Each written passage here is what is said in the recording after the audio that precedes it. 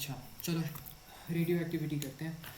अच्छा radio activity में हमारे पास जिस तरह आप लोगों ने ओ लेवल्स के अंदर पढ़े थे ना, सारे फिज़िक्स के कॉन्सेप्ट, जितनी भी चीज़ें आप लोगों ने ओ लेवल्स के अंदर पढ़ी थी रेडियो एक्टिविटी के अंदर, ऑलमोस्ट वही वाले सारे कॉन्सेप्ट्स हैं यहाँ पे। ठीक है, तो तकरीबन सारे के सारे कॉन्सेप्ट्स वही हैं। थ्योरेटिकली मुझे नहीं लगता इसमें कोई एक्स्ट्रा बताने वाली बात है। ए टू रेडियो एक्टिविटी में लाइक मोस्टली चीज़ें सेम है। ठीक है, बस फ़र्क क्या आता है, कुछ फार्मूलाज हैं जो रेडियो एक्टिविटी के, उनमें फ़र्क आ जाता है। तो फार्मूलाज में कुछ फ़र्क आ रहा है अब। और फिर इसके बाद क्या होता है, कुछ बस यही होता है, फार्मूलाज में कुछ चेंजेस है। आपके पास लॉगरिथम्स आ जाते हैं यहाँ पे फार्मूलाज के अंदर। बाकी कंसेप्चुअल चीज़ें जो हैं वो मोस्टली मोर और लेस सेम ही है। ठीक है, तो खैर डिस्कस करते हैं थोड़ी बहुत जो भी आपके पास आ रही थी ना। Let me discuss. ओके, चलो साथ भी वैसे ज्वाइन कर रहा है, बट चलो करते हैं हम। थ्योरेटिकल थोड़ा सा पार्ट है, ये मैं लिख लेता हूँ, ये मैं आके उसको भी समझा दूँगा। अच्छा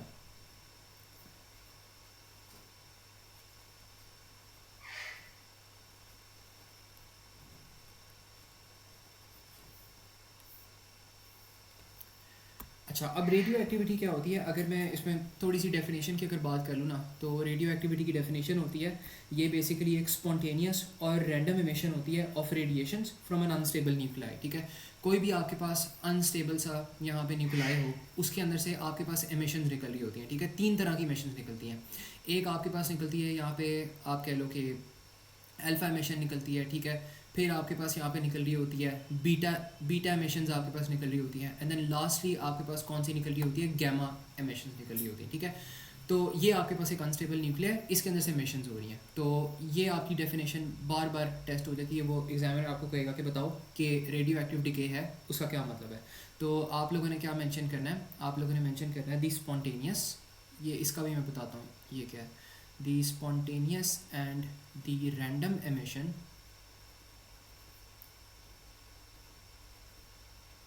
the spontaneous and the random emission of radiations, emission of radiations from an unstable nuclei from an unstable nuclei, जो कि ये आपके पास न्यूक्लाई आ रहा है। ठीक है, तो from an unstable nuclei is known as radiation. ठीक है, तो ये आपके पास रेडिएशन होती है। अब यहाँ पे हमने देखना है कि दो वर्ड्स यहाँ पे मैंने यूज़ किए हैं। एक मैंने यूज़ किया है यहाँ पे स्पॉन्टेनियस, और एक मैंने यूज़ किया है यहाँ पे, थोड़ा सा इसको डार्क करता हूँ।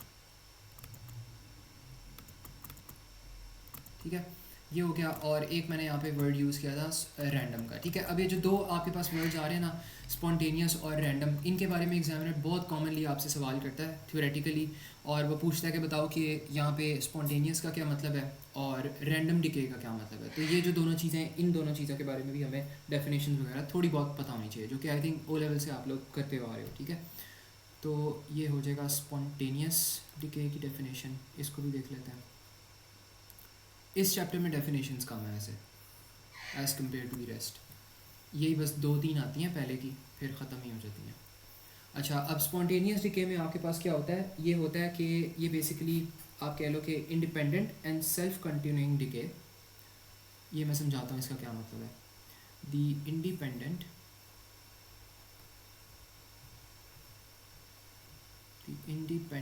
And self continuing decay,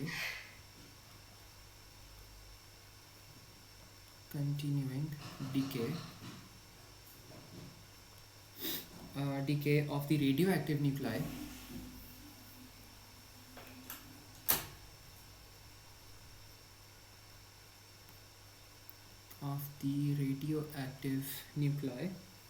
which is not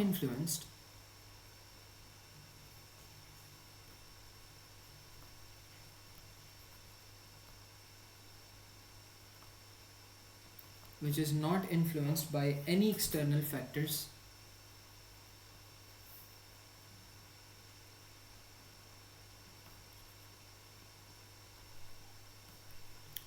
like आप कह लो टेम्परेचर हो जाता है आपके पास, या आपके पास प्रेशर हो जाता है। ठीक है, तो स्पॉन्टेनियस का मतलब यहाँ पे क्या है? स्पॉन्टेनियस का मतलब यहाँ पे बस ये होता है कि आपके पास जो इंडिपेंडेंट और सेल्फ कंटेनिंग डिके होता है ना रेडियो एक्टिव न्यूक्लाई का, वो आपके पास ना एक्सटर्नल फैक्टर से इन्फ्लुएंस नहीं हो रहा था। लाइक आपके पास टेम्परेचर वगैरह होता है, आपके पास प्रेशर होता है, तो इस तरह की जितनी भी आपके पास एक्सटर्नल चीज़ें आ रही होती है ना, इनके ऊपर आपके पास जो स्पॉन्टेनियस डिके होता है ना वो डिपेंड नहीं करता।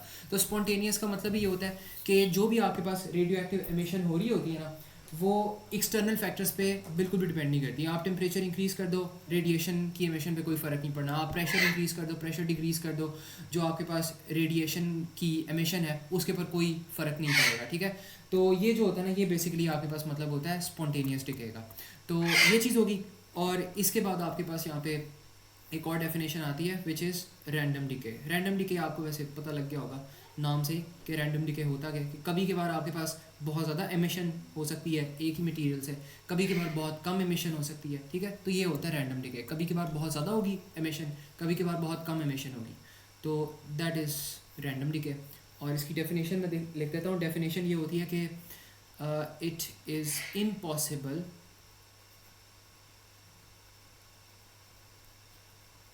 it is impossible to predict when a particular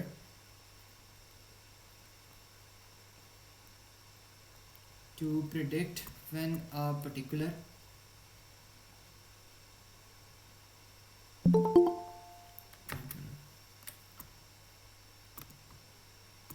it is impossible to predict when a particular एक मिनट।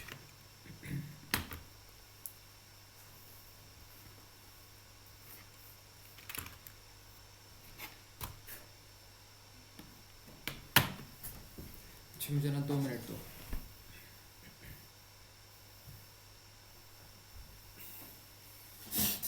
अच्छा चलो, it is impossible to predict when a particular nucleus would decay,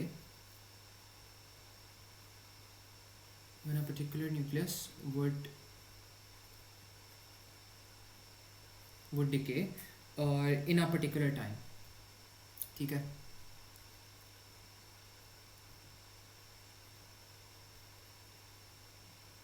तो ये जो है ना, ये आपके पास होता है यहाँ पे एक रैंडम डिके होता है, ठीक है।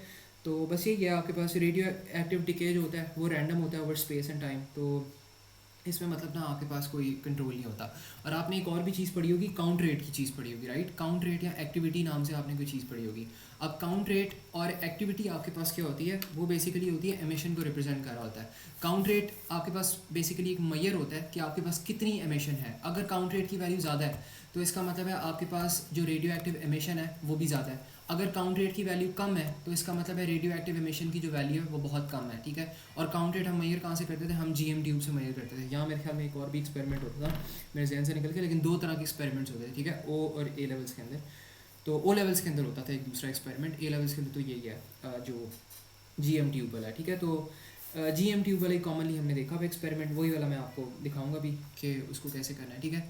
अस्सलाम वालेकुम। साथ हमने अभी तक ना 3 चीज़ें बस डिस्कस की हैं। यहाँ पे हमने किया है रेडियो एक्टिविटी क्या होती है, ठीक है, the spontaneous and random emission of radiation from an unstable nuclei. जो भी आपके पास अनस्टेबल न्यूक्लियाई होता है उसके अंदर से 3 तरह की जो चीज़ें होती हैं ना वो एमिट हो रही होती हैं। एक उसके अंदर से अल्फ़ा एमिशंस निकल रही होती हैं, एक उसके अंदर से बीटा एमिशन निकल रही होती है, एक उसके अंदर से गैमा एमिशन निकल रही होती है, ठीक है। तो ये होती है डेफिनेशन रेडियो एक्टिविटी की।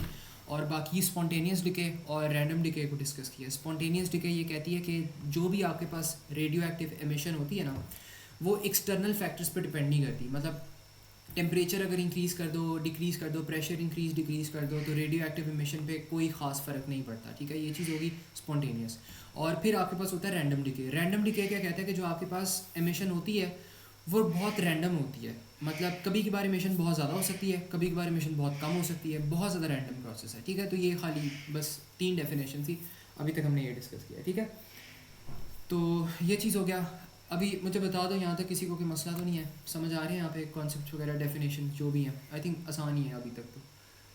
तो किसी को मसला तो नहीं है, ईमान, हसीब, कबीर, साद, क्लियर है सबको? चलो सही है, ठीक है। तो बस ये चीज़ यहाँ पे अभी तक हमने इन चीज़ों की बात की है। अच्छा, अब आपके पास क्या होता है कि जो आपके पास जीएम ट्यूब होती है ना वो काउंट रेट को मैयर करती है, ठीक है। और यहाँ पे एक पॉइंट आप यहाँ पे लिख लो खैर, कि जो आपके पास दी फ्लक्चुएटिंग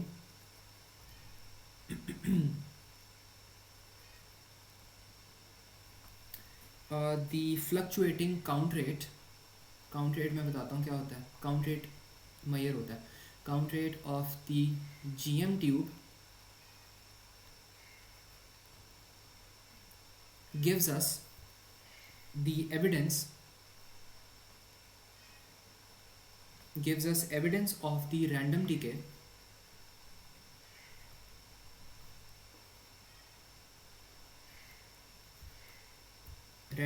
of the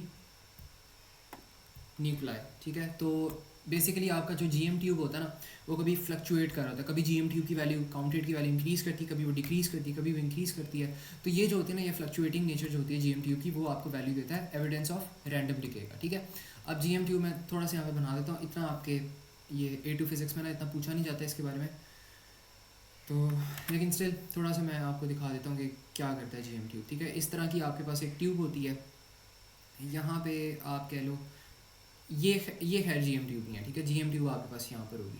ये GM ट्यूब है और इसके अंदर आपके पास ना कुछ यहाँ पे काउंट रेट आ रही है.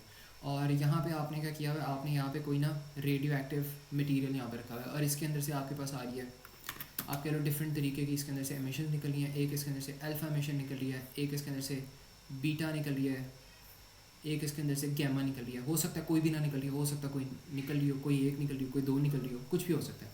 और यहाँ पे ना आपके पास आ रहा होगा काउंट आ रहा होगा. ठीक है, काउंट पर सेकेंड आप कह लो. ठीक है, तो काउंट रेट ये आ रहा होगा. तो ये जो है ना, ये आपकी है GM ट्यूब. ठीक है, तो that is your GM tube. और ये बेसिकली जो भी काउंट रेट होती है ना मेजर करती है. आप अपने मटेरियल को यहाँ पे प्लेस करते हो, इस मटेरियल के अंदर से रेडियो एक्टिव एमिशंस निकलती हैं और जैसी वो रेडियो एक्टिव मशीन जो रेडियो एक्टिव एमिशंस होती हैं वो आपकी GM ट्यूब डिटेक्ट करता है उनको, तो वहाँ पे ना काउंट रेट की फॉर्म में आपको डिस्प्ले दे देता है. अगर काउंट रेट की वैल्यू ज़्यादा है तो मतलब एमिशन ज़्यादा है, अगर काउंट रेट की वैल्यू कम है तो मतलब एमिशन कम है. ठीक है, तो ये चीज़ होती है. तो यहाँ पे छोटा सा पॉइंट अगर ऐड करना है तो कर लो, लेकिन आई एज्यूम कि ये वाली सारी चीज़ें पता होंगी ओ लेवल से. तो अगर ये काउंट रेट आपके पास बढ़ जाता है तो इसका मतलब है आपके पास जो एमिशंस हैं वो भी बढ़ी हैं, वरना आपके पास ऑपोजिट हो रहा है.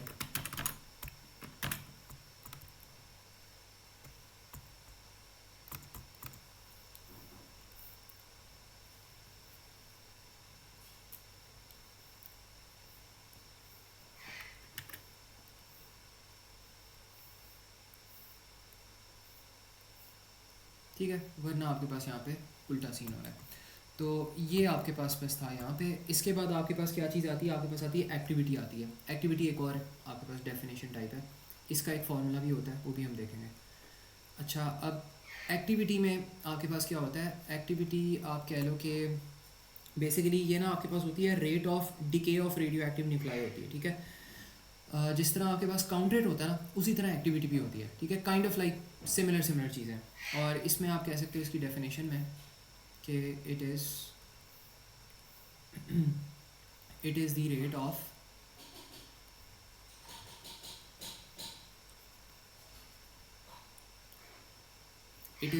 Rate of decay of radio active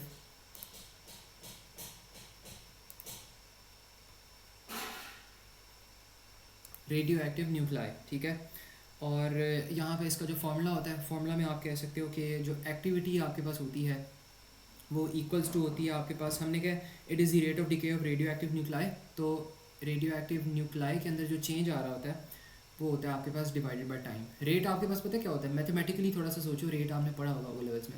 rate होता है, अगर वो कहते हैं रेट ऑफ एक्स तो इसका मतलब है एक्स ओवर टी. अगर वो कहते हैं रेट ऑफ वेलोसिटी तो इसका मतलब होता है वी ओवर टी. अगर वो कहते हैं रेट ओवर डिस्प्लेसमेंट तो ये होगा डी ओवर टी. और यहाँ पे उन्होंने क्या है, रेट ऑफ एक्टिविटी, तो ये क्या हो जाएगा आपके पास जो भी एक्टिविटी आ रही है ओवर टाइम. तो मतलब रेट में ना आपने डिवाइड बाय टाइम ज़रूर करना होता है, तो वो रेट की एक प्रॉपर्टी होती है. ठीक है, और बाकी decay of radio active nuclei रहा तो ऊपर आपने न्यूक्लाई लिख दिया. ठीक है, न्यूक्लाई पर यूनिट टाइम कितना न्यूक्लाइड डिके कर रहा है. तो ये यहाँ पे मैं लेबल कर देता हूँ कि ये जो चीज़ है ये आपके पास है नंबर ऑफ न्यूक्लाई डिकेइंग. ठीक है, कितने न्यूक्लाई डिके कर रहे हैं, कैसे कर रहे हैं. ठीक है, तो ये हो गया, ये आपके पास हो गया टाइम हो गया, एंड ये ए जो है आपके पास वो है आपकी एक्टिविटी, ठीक है। तो ये चीज़ है आपके पास। और इसके यूनिट्स की अगर हम बात करें, इसको हाईलाइट कर लो ये, क्योंकि याद करने वाली चीज़ है, ठीक है, ये आपको लाइक पता होनी चाहिए। तो ये चीज़ होगी। और इसके अलावा हमारे पास आता है एक और तरह से भी इसको रिप्रेजेंट कर सकते हो आप। इसको कह सकते हो कि A equals to D N over D T, ठीक है। तो ये आपको ना कॉमन एक नोटेशन मिलेगी आपके पास पेपर्स के अंदर, ठीक है। तो मतलब ये कर सकते हो, दोनों का सेम ही मतलब होता है, ठीक है। तो ये चीज़ होगी। ये दो फार्मूलाज हैं, ये दो फार्मूलाज आप याद कर लो। बाकी इसका जो यूनिट होता है, यूनिट देख लो क्या होता है। यूनिट इसका आपके पास होता है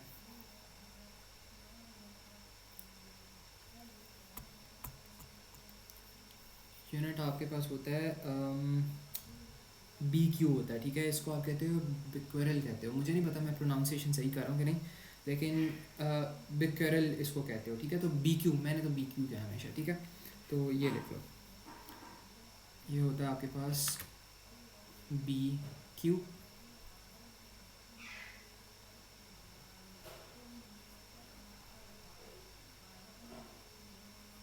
ठीक है। तो ये होता है, ये इसके यूनिट्स होते हैं यहाँ पे। और इसके अलावा तो खैर कोई और चीज़ नहीं है। इसको बी क्यू किससे भी कह सकते हो इसके यूनिट्स।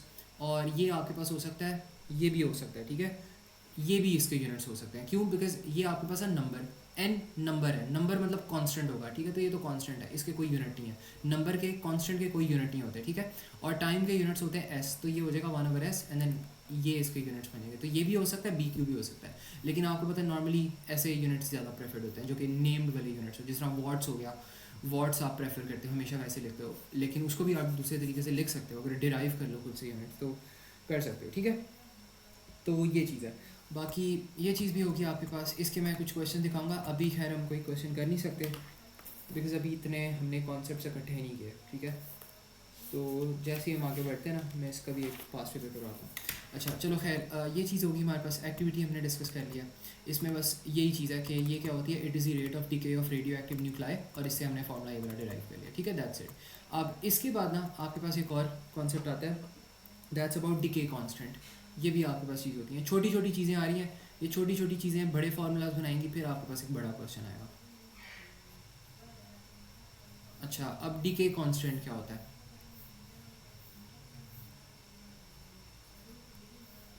अच्छा, डिके कांस्टेंट आपके पास क्या होता है, ये बेसिकली होता है the rate of decay of radio active nuclei, जो होता है ना वो डिपेंड करता है on the nuclei present in a sample. या आप इसको कह सकते हो ये एक प्रोबेबिलिटी होती है that an individual nucleus will decay per unit time interval, ठीक है। तो ये आप इसको ना यहाँ पे ऐसे कह सकते हो। तो ये चीज़ हो सकती है। दो इसकी डेफिनेशन है, मैं दोनों लिखवा देता हूँ, मुझे ज़्यादा ये वाली पसंद है, प्रोबेबिलिटी वाली। तो the probability that an individual nucleus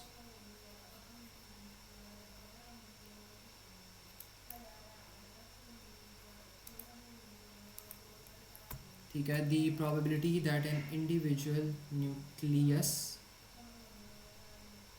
will decay per unit time interval,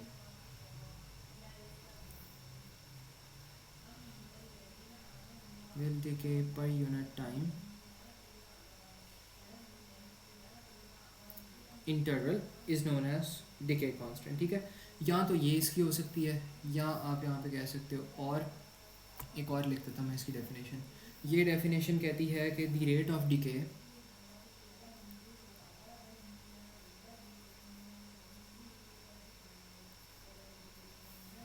the rate of the decay of radioactive nuclei depends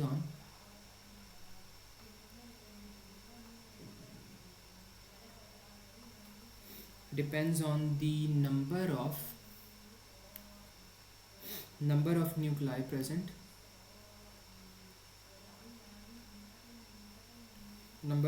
present in a sample, ठीक है। तो ये चीज़ हो सकती है, दो इसकी डेफिनेशंस है।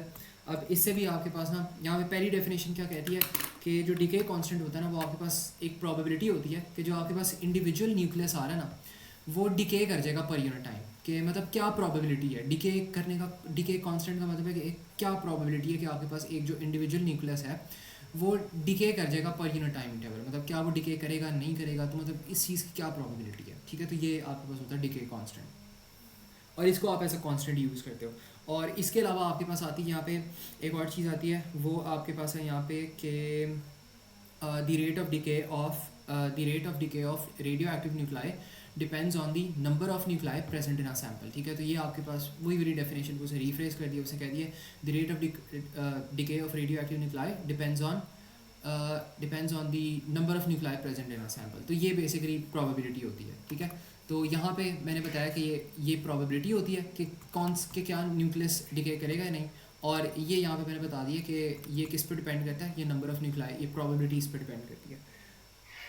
तो ये चीज़ होती है बस, और तो इसमें कुछ नहीं है इसकी डेफिनेशन के अंदर। किसी को यहाँ पे कोई मसला हो या प्रॉब्लम हो तो बता दो। बाकी इसका जो फार्मूला होता है वो हम देख लेते हैं। इस इक्वेशन के मुताबिक हमारा फार्मूला बन जाएगा यहाँ पे the rate of decay of radioactive nuclei depends on the number of nuclei present. तो नंबर ऑफ़ न्यूक्लाई प्रेजेंट आपके पास ये हो जाएगा, एंड देन डिवाइड बाय आप इसको क्या कर दोगे, टाइम कर दोगे। रेट आ रहा है ना तो डिवाइड बाय टाइम कर दोगे। तो ये जो है ये आपके पास है यहाँ पे नंबर ऑफ न्यूक्लाई प्रेजेंट, जो प्लूरल होता है उसको कहते हैं न्यूक्लाई, सिंगल हो उसको कहते हैं न्यूक्लियस प्रेजेंट है ना सैम्पल, ठीक है। ये चीज़ होगी, और ये आपके पास बेसिक जो है ना टाइम है, ठीक है। तो ये बस है, और यहाँ पे वो हमें कहते हैं कि आपके पास जो ये रेट ऑफ डिके आ रहा है ना वो, अच्छा एक मिनट, यहाँ पे ना ये जो n है, ये जो यहाँ पे मैंने n बताया, ये आपके पास है कि आपके पास कितने नंबर ऑफ न्यूक्लाई डिके कर रहे हैं, ठीक है। तो ये है यहाँ पे उसने लिखा है the rate of decay of radio active nuclei, तो ये रेट ऑफ डिके है, ठीक है। ये आपके पास वो नहीं होगा, इसको साइड पे ले जाओ, ये वाली चीज़ अभी आएगी मैं बताता हूँ, लेकिन अभी फ़िलहाल इसको ना यहाँ पे इग्नोर करो। ये आपके पास ऊपर वाली चीज़ है जो हमने ऊपर भी देखी थी। ऊपर हमने क्या देखा था, ऊपर हमने यहाँ पे कहा था नंबर ऑफ़ न्यूक्लाई डिके है, तो जो न्यूक्लाई डिके कर रहे हैं ना ये उसका नंबर है। तो ये जो n होता है ये है नंबर ऑफ़ न्यूक्लाई, मतलब rate of decay, number of nuclei that are decaying. यहाँ पर मैंने क्या लिखा था, नंबर ऑफ़ न्यूक्लाई डिके, हाँ नंबर ऑफ़ न्यूक्लाई डिके कर दो इसको, ठीक है। तो ये चीज़ होगी, और ये उन्होंने क्या है, इट डिपेंड्स ऑन, डिपेंड्स का क्या मतलब होता है मैथमेटिकली अगर इसको सोचो तो डिपेंड का मतलब होता है डायरेक्टली प्रोपोर्शनल, ठीक है। तो यहाँ पे डायरेक्टली प्रोपोर्शनल का एरो डाल दिया, और वो किस पे डिपेंड कर रहा है, on the number of nuclei present. तो यहाँ पे आपके पास आ जाएगा n। अब ये जो n आपके पास आ रहा है ये आपके पास है number of nuclei present in a sample, ठीक है। तो ये चीज़ है, तो ये आपके पास यहाँ पे फॉर्मूला बन गया। अब मैथमेटिकली डायरेक्ट प्रोपोर्शनल वाला चैप्टर अगर पढ़ा है तो आपको पता है कि यहाँ पे अगर इसको आपने चेंज करके इक्वल्स टू करना है तो आप पता क्या करते हो, यहाँ पे आप इसको equals to and then by some constant से रिप्लेस कर देते हो। तो यहाँ पे आप इसको रिप्लेस कर दोगे इक्वल्स टू एंड देन के से बाय सम कांस्टेंट। अब इस कांस्टेंट की वैल्यू मुझे के पसंद नहीं है तो यहाँ पे मैं लैम्डा लिख लूँगा, ठीक है। और यहाँ पे मैंने लिख दिया n, और यहाँ पे आपके पास आ रहा है माइनस, ठीक है। ये लाइक फार्मूला का पार्ट होता है, और ये मैंने नेगेटिव इसलिए लिखा है बिकॉज आपके पास यहाँ पे डिके हो रहा था, ठीक है। तो ये चीज़ होती है, तो यही बस होता है, नेगेटिव साइन ये इंडिकेट कर रहा था कि आपके पास जो न्यूक्लाई है ना वो डिके के साथ डिक्रीज कर रहा है, ठीक है। तो ये आपके पास एक फार्मूला बन गया। तो ये वाला फार्मूला आपको याद होना चाहिए, पता होना चाहिए, अक्सर न्यूमेरिकल्स में टेस्ट होता है, ठीक है। तो ये चीज़ होगी, और यहाँ पे आप लिख लो side by side where this is called decay constant, where this is decay constant। अब जो decay constant की हम ऊपर बात कर रहे थे ना वो ये है, where this is decay constant and the negative sign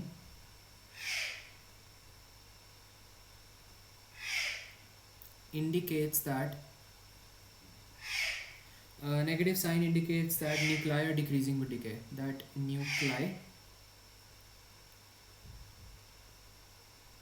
are decreasing with decay, are decreasing with decay, ठीक है। तो ये चीज़ हो रही है। ये चीज़ देखो और मुझे बताओ कि यहाँ पे कोई किसी को इशू हो किसी चीज़ के अंदर, समझ आ रही है सारी चीज़ें कि नहीं? कोई मसला हो कोई प्रॉब्लम हो तो बताओ। Is it clear? Haseeb, Kabir, Saad, ईमान।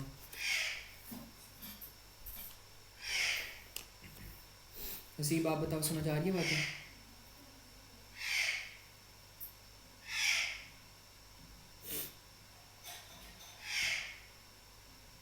ठीक है, चलो सही है। अच्छा चलो, ये चीज़ होगी हमारे पास। इसके बाद हमारे पास क्या आता है? अच्छा ये ना आपके पास, I don't think this is the end, ठीक है। इसके बाद आपके पास ना एक और भी हम चीज़ में इसको ट्रांसफ़र कर सकते हैं, इस फार्मूला को थोड़ा और चेंज कर सकते हैं। अब आपने ये देखो, ये हम पढ़ क्या रहे हैं, हम डीके कांस्टेंट पढ़े हैं और मैंने आपको क्या है, ये आपके पास डीके कांस्टेंट है। तो डजंट इट मेक सेंस कि अगर हम डीके कांस्टेंट पढ़ें तो हम डीके कांस्टेंट का फार्मूला निकालें और उसको सब्जेक्ट बनाएं? तो इसको हम सब्जेक्ट बना दो आप लोग, ठीक है। इसको डीके कांस्टेंट को सब्जेक्ट बनाओ ज़रा। इसको सब्जेक्ट बनाओगे तो आप ना लैम्डा को यहीं पर ही रहने दो, लैम्डा को यहीं पे रहने दो, माइनस को वहाँ पे ले जाओ। अच्छा ये अब यहाँ पे जाके मल्टीप्लाई हो रहा है, यहाँ पे जाके हो जाएगा डिवाइड हो जाएगा। तो आई थिंक चलो करते हैं इसको, यहाँ पे एन आ जाएगा एंड देन यहाँ पर आ जाएगा आपके पास, यहाँ पर आपके पास ये आ जाएगा, टाइम आ जाएगा एंड देन आपके पास आ जाएगा एन आ जाएगा। अब ये वाली फॉर्मेट में भी आप इसको लिख सकते हो, लेकिन जो आपके क्या कहते हैं वो होते हैं ना फिजिसिस्ट होते हैं, वो पसंद करते हैं कि आपके पास ये जो एन है ना थोड़ा सा ऊपर चल जाए। तो आप इसको ऐसे करके रिप्रेजेंट कर दो, आप इसको कहो this number of decaying nucleus over N and then divide by T कर लो। सेम मतलब है, मैथमेटिकली ये दोनों चीज़ें सेम है, ठीक है। लेकिन ज़्यादातर आपको ना मार्किंग सीम वगैरह में इस तरह करके लिखा हुआ नज़र आएगा, तो आप इसको ऐसे ही कंसिडर कर लो, ठीक है। अब इस तरह आपने लिखा क्यों है, बिकॉज ये जो आपके पास एन ओवर एन है ना, एन ओवर एन है ना, ये आपके पास प्रोबेबिलिटी बन जाती है, ठीक है। तो अक्सर एग्जामिनर ने आपको प्रोबेबिलिटी एक्सप्लिसिटली मेंशन की होती है, तो आप अगर ऐसे फार्मूला यूज़ करें तो आप डायरेक्टली उसको यहाँ पे प्लेस प्लग इन कर सकते हो, ठीक है। तो मतलब प्लग इन प्ले करने में, सॉल्व करने में आसानी हो जाती है आपके लिए। तो इसलिए मैं रेकमेंड करता हूँ ये वाला फॉर्मेट अगर याद करना हो तो ये वाला फॉर्मेट कर लो। वैसे याद करने की ज़रूरत नहीं है आपको, अगर कॉन्सेप्ट पता है तो कोई भी फॉर्मूला बना सकते हो आप लोग, ठीक है। तो ये चीज़ होगी आपके पास, ये आपके पास है यहाँ पे ना डिके कांस्टेंट था। और इसके बाद अगर ये चीज़ समझ आ गई है, इसके बाद आपके पास आता है एक्सपोनेंट कांस्टेंट आता है। एक्सपोनेंट कांस्टेंट के बाद आपके पास बस ये चैप्टर ख़त्म है, ठीक है। चलो एक एक और कॉन्सेप्ट रह गया, उसके बाद आपके पास है रेडियो एक्टिविटी ख़त्म हो गई है, फिर उसके बाद हम एक क्वेश्चन देखते हैं। अच्छा यहाँ पे आपके पास आता है एक्सपोनेंट डिके, ये भी एक तरह का ना आपके पास डिके है। पहले इसकी डेफिनेशन देखते हैं, फार्मूला डिराइव करते हैं एंड देन हमारे पास तकरीबन क्वेश्चन रेडी हम हो जाएंगे। अच्छा अब जो डेफिनेशन हमारे पास आ रही है इसकी, वो ये कहती है कि जो न्यूक्लाई हमारे पास प्रेजेंट होता है ना sample, the nuclei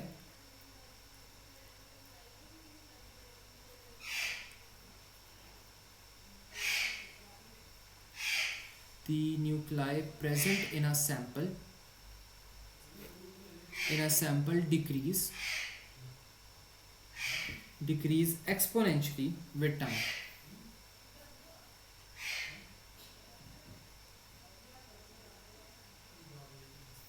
Decrease exponentially with time, ठीक है। और हमारे पास जो एक्सपोनेंट होता है ना, दी एक्सपोनेंट डिले,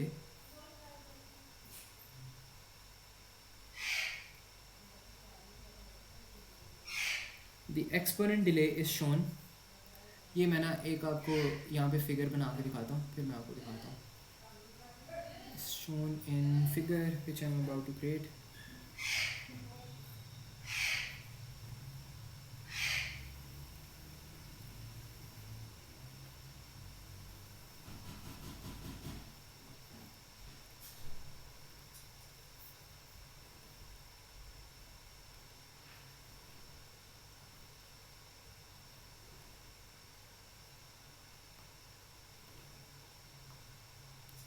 ठीक है, अब हमारे पास है यहाँ पे एक्सपोनेंट डिके क्या होता है कि जो न्यूक्लाई प्रेजेंट होता है ना हमारे पास इन अ सैंपल, वो क्या करता है, वो एक्सपोनेंशियली डिक्रीज करता है विद टाइम। ये इसकी डेफिनेशन है। और एक्सपोनेंट डिले क्या होता है वो मैं खैर ना आपको बताता हूँ। ये बेसिकली आपके पास ना in figure of exponent delay के फिगर के अंदर होता है। ये मैं फिगर आपको बना के दिखाऊंगा अभी, ठीक है, अभी नहीं मैंने दिखाना। तो अभी इसको खैर हम इसकी खाली जो फार्मूलाज वगैरह हैं वो हम डिस्कस कर लेते हैं, फिर हम यहाँ पे फिगर को भी देखते हैं। और जो इसका एक्सप्रेशन होता है ना उस पर हमने ज़्यादा फोकस करना है। तो जो एक्सप्रेशन होता है आपका वो होता है n, and then n equals to n not, and then इसके बाद आपके पास आता है यहाँ पे e, एंड देन e के ऊपर आपके पास आता है लैम्डा, एंड देन यहाँ पर आता है आपके पास टाइम आता है, ठीक है। अब ये जो सारी यहाँ पे चीज़ें आ रही हैं, ये फार्मूला बहुत इंपॉर्टेंट है, ठीक है, सबसे इंपॉर्टेंट फार्मूला है पूरे आपके रेडियो एक्टिविटी के अंदर, तो ये पता होना चाहिए। इसके अंदर जो चीज़ें आ रही हैं वो मैं बता देता हूँ कि यहाँ पे क्या क्या यहाँ पे आ रहा है और क्या क्या चीज़ें रिप्रेजेंट हो रही हैं। तो ये जो n आपके पास आ रहा है ना, ये आपके पास बेसिकली होता है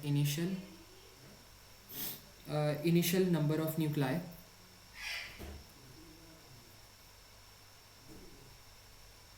initial number of nuclei in a radioactive sample, in a radioactive sample, ठीक है, ये चीज़ होगी। एंड देन इसके बाद आपके पास आता है यहाँ पे ये NO है, ये ठीक है, नॉट के साथ है, मतलब इनिशियल फॉर नॉट। और फिर आपके पास आता है n क्या होता है, n होता है number of nuclei, number of nuclei after time t, ठीक है, तो ये n हो गया। इसके बाद आपके पास आएगा यहाँ पे एक्सपोनेंट, ठीक है, एक्सपोनेंट मैथ्स वाला एक्सपोनेंट है, ठीक है, जिसकी एक्सपोनेंट मैथ्स वाला, ठीक है। तो ये हम देखते हैं इसकी कैलकुलेशन कैसे करनी है। फिर आपके पास आता है यहाँ पे लैम्डा, लैम्डा आपको पता है क्या होता है, अब तक डीके कांस्टेंट होता है, ठीक है, ये हमने पढ़ लिया हुआ है पीछे। तो ये आपके पास है डीके कांस्टेंट, ठीक है। ये आपके पास ना सारी यहाँ पे चीज़ें आ रही हैं एक्सपोनेंट डीके के अंदर। आपके पास फॉर्मूला हमने देख लिया, एनओ क्या होता है, एन नॉट को इसको initial number of nuclei in a radioactive sample. फिर आपके पास एन क्या होता है, number of nuclei after time T, and then ई आपके पास क्या होता है, एक्सपोनेंट, एंड देन लैम्डा आपके पास क्या होता है, डीके कांस्टेंट होता है, ठीक है। अब यहाँ पे सिमिलरली आपके पास जो यहाँ पे एन है ना, वो डायरेक्ट, अच्छा हमने ना एक फार्मूला देखा था, एक हमने फार्मूला ये देखा था एक्टिविटी का, मैं दिखा दूँ पीछे जाके। एक्टिविटी का फॉर्मूला था activity equals to change in N over change in time, ठीक है। तो इसका मतलब है कि जो एक्टिविटी है वो इक्वल्स टू है change in N over change in time. अब इसका क्या मतलब है, इसका मतलब आपके पास बेसिकली ये है कि जो आपके पास एक्टिविटी है ना वो डायरेक्टली प्रोपोर्शनल है टू एन, ठीक है, ये इसका मतलब है। और अगर ये आपके पास चीज़ ट्रू हो रही है तो आप यहाँ पे एन को ए की जगह रिप्लेस करवा सकते हो, एन की जगह आप ए रिप्लेस करवा सकते हो, and that thing should be true as well. मतलब यहाँ पर आपके पास आ जाएगा ए, यहाँ पे आपके पास आ जाएगा ए नॉट, यहाँ पे आपके पास आ जाएगा ई, यहाँ पे आपके पास आ जाएगा लैम्डा, एंड देन यहाँ पे आ जाएगा आपके पास टी, ठीक है। तो ये वाला फॉर्मूला आप लिख सकते हो, and this formula stands correct as well, ठीक है, क्योंकि दोनों डायरेक्टली प्रोपोर्शनल है तो एक ही बात है, और आप उन दोनों को रिप्लेस कर सकते हो, बिकॉज एक को इंक्रीज़ करोगे दूसरा इंक्रीज़ होगा, एक को डिक्रीज़ करोगे दूसरा डिक्रीज़ होगा, ठीक है।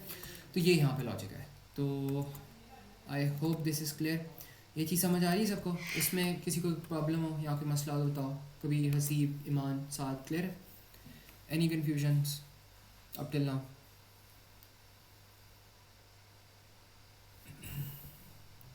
हसीब समझ आ रही है बातें, क्लियर है?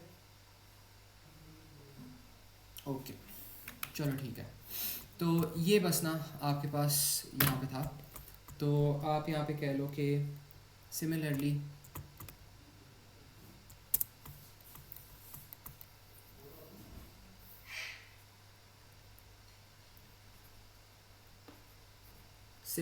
according to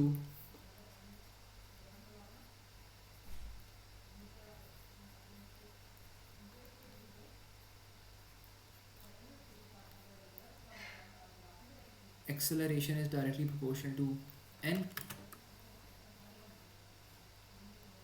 so आपके पास ये वाला भी जो फॉर्मूला है ना, ये वाला भी फॉर्मूला भी ट्रू कर है, ठीक है।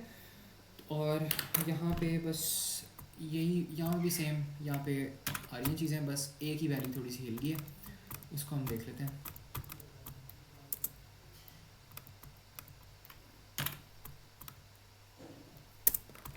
अच्छा यहाँ पे अब आपके पास आ जाएगा ए नॉट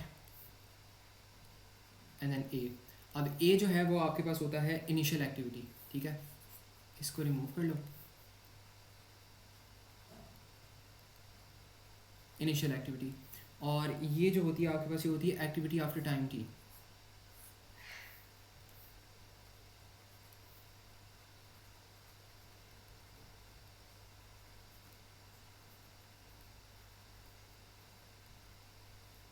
ठीक है, तो ये आपके पास ना यहाँ पे एक्सपोनेंट डिके है, ये डिके कांस्टेंट हो गया, और ये सारी चीज़ें होंगी। ठीक है, तो ये बस हमारा रेडियो एक्टिविटी का पूरा चैप्टर था। ठीक है, अब इसके अंदर कुछ आपके पास ना चीज़ें आती हैं, न्यूमेरिकल क्वेश्चंस आते हैं पास पेपर वाले, वो मैं आप लोग करवा देता हूँ। ये अब मैंने खुद से क्वेश्चन से बनाए, but these are like proper past papers question. ठीक है, तो ये हम कर लेते हैं।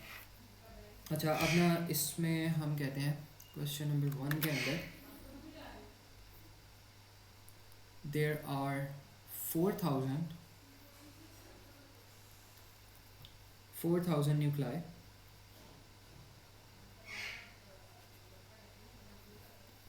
nuclei initially present।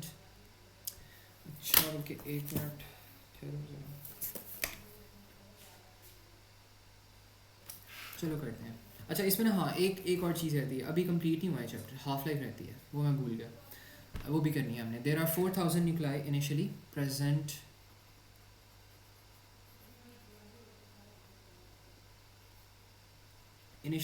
In a sample. ठीक है, तो इनिशियल सैम्पल के अंदर हमारे पास यहाँ पे कितने यहाँ पे न्यूक्लाई आ रहे हैं, 4,000 आ रहे हैं। ठीक है, और after 5 seconds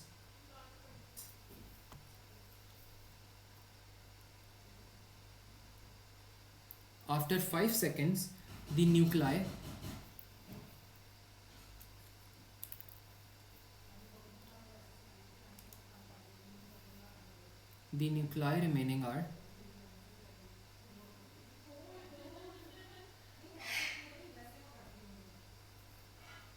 the nuclei remaining are 800। ठीक है, तो ये चीज़ होती है। और इसके बाद हमारे पास क्या होता है, determine the value of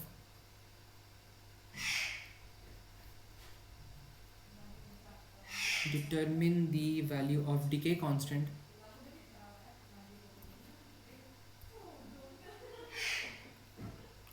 constant of the sample of the radioactive sample. ठीक है, तो ये हमारे पास एक क्वेश्चन है।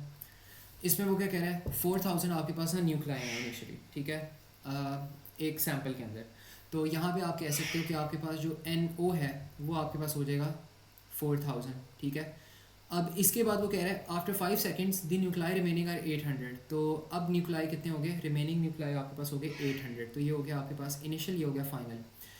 अब वो कह रहा है determine the value of decay constant, time कितना है, टाइम इज़ 5 सेकेंड्स। और determine the value of decay constant हमारे पास ये होता तो ये हमें पता नहीं है। अब ऐसी सारी चीज़ें आपने एक फार्मूला में देखी थी, जो कि ऊपर वाला फार्मूला आ रहा है। ठीक है, ये वाला N=N0 E एंड देन ये वाला। तो यहाँ पे ये वाला फार्मूला लगा दो और इसको कैलकुलेट करो।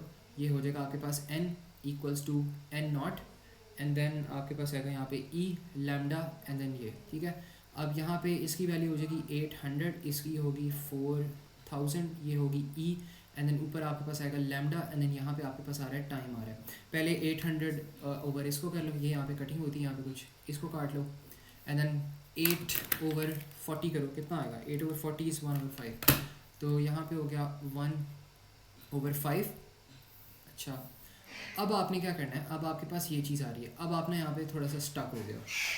तो अब इसको आपने सॉल्व किस तरह करना है कि दोनों साइड्स को ना आप ln से रिप्लेस कर लो। ठीक है, यहाँ पर आपके पास आ जाएगा, यहाँ पे आप इंट्रोड्यूस करवा दो ln। ठीक है, और इसी तरह यहाँ पर भी आप इंट्रोड्यूस करवा दो ln। जैसे ही आप यहाँ पे ln इंट्रोड्यूस करवाओगे, ln मल्टीप्लाइड बाई ई क्या होता है, इक्वल्स टू 0। ठीक है, ln multiplied by E is 0। तो यहाँ पे आपके पास जब ln multiplied by E is 1 होगा, सॉरी। ठीक है, 1 होगा। तो जब 1 आएगा ना, तो या 1 भी ना इसको कहो, बेसिकली जब ln को आप e से मल्टीप्लाई करते हो ना, तो e गायब हो जाता है। तो अगर e गायब हो रहा है ना, तो जो e के ऊपर पावर आ रही है वो नीचे को आ जाएगी, मतलब ऐसे करके ये नीचे को आ जाएंगे और e गायब हो गया।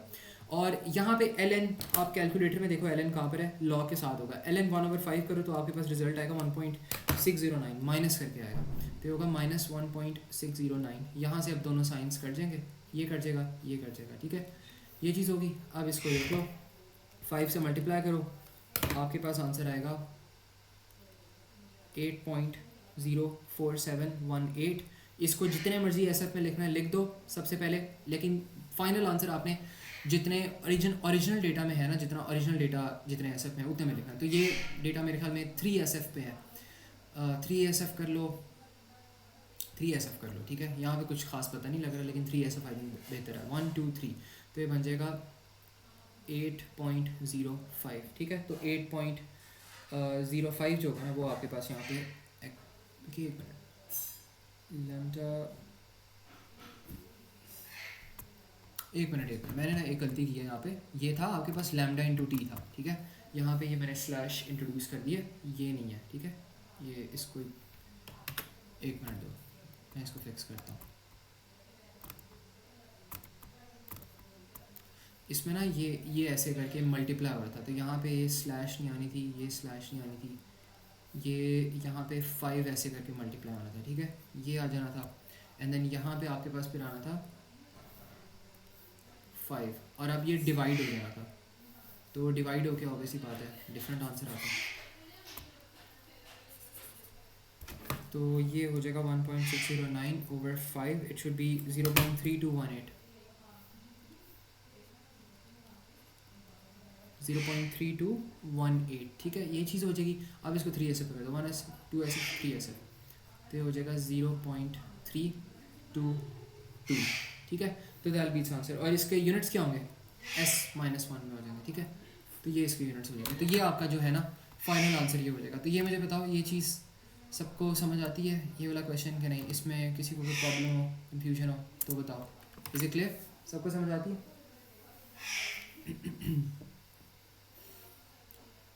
ठीक है, तो ये वाला क्वेश्चन आपने ऐसे करना था। अब इसी तरह का एक और यहाँ पे क्वेश्चन ले लेते हैं, क्वेश्चन नंबर 2, और यहाँ पे हम कहते हैं कि ये ऊपर वाला क्वेश्चन देख लो फॉर रेफरेंस।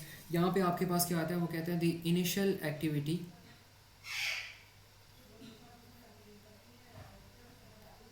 रेडियो एक्टिविटी का ना वैसे नॉर्मली क्वेश्चन आसान होते हैं पास्ट पेपर्स के अंदर, ग्राफ से मिला के वो थोड़े से कॉम्प्लेक्स कर सकता है, but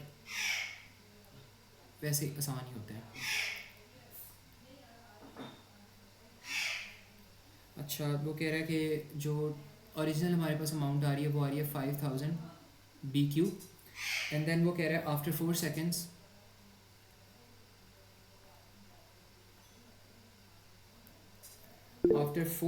the activity falls to, इस चैप्टर में बस फार्मूलाज ही हैं। हाँ, फार्मूलाज और थ्योरी होती है, वो तो हर चैप्टर में फार्मूला और थ्योरी है। नहीं, आज नहीं ख़त्म होगा, हाफ लाइफ रहता है आप लोगों का, ठीक है। वैसे 10 मिनट और में ख़त्म हो जाएगा, अगर 10 मिनट और मुझे मिले तो ख़त्म हो जाएगा, लेकिन मैं आज ख़त्म नहीं करवाना नहीं चाहता, तो कल हम इसको करेंगे प्रॉब्लम, ठीक है। क्योंकि वो फिर एक आधा मैं चाह रहा हूँ कि हाफ लाइफ के साथ क्वेश्चन भी करवा दूँ, तो ये हो जाएगा, ठीक है। अच्छा, आफ्टर 4 सेकेंड्स हमारे पास क्या हो रहा है यहाँ पे, the activity falls to,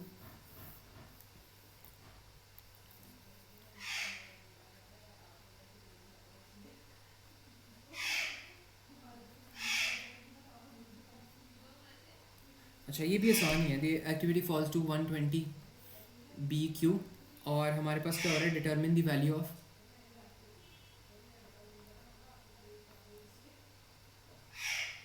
determine the value of decay constant,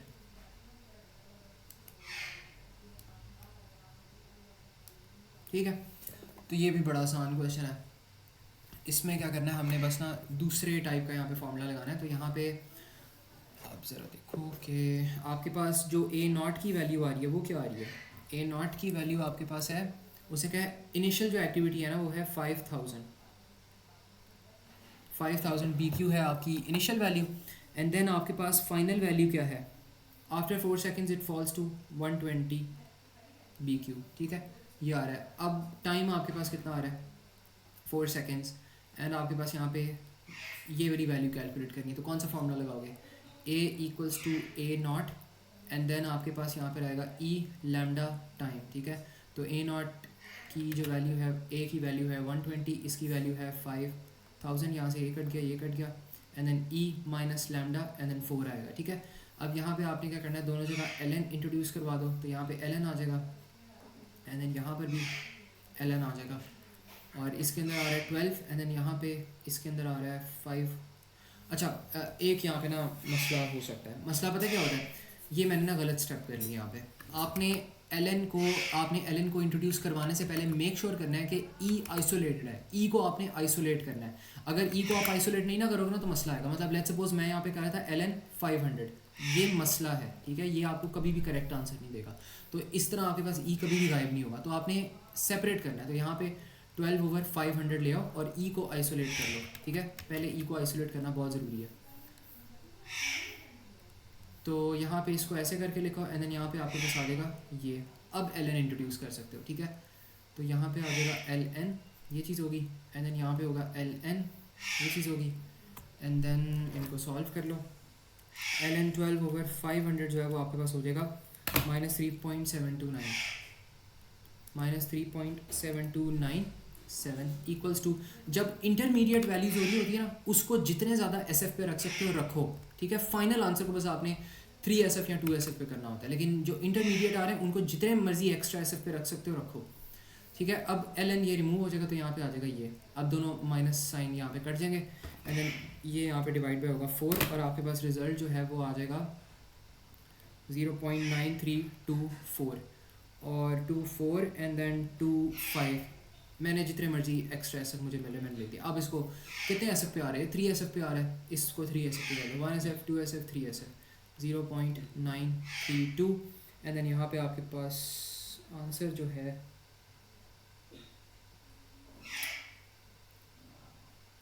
एक मिनट 1200,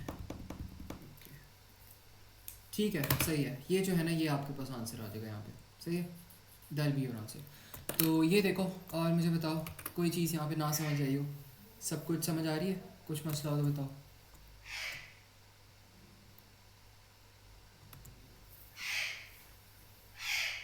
साद और ईमान आप भी बताओ, सही है, समझ आ गई।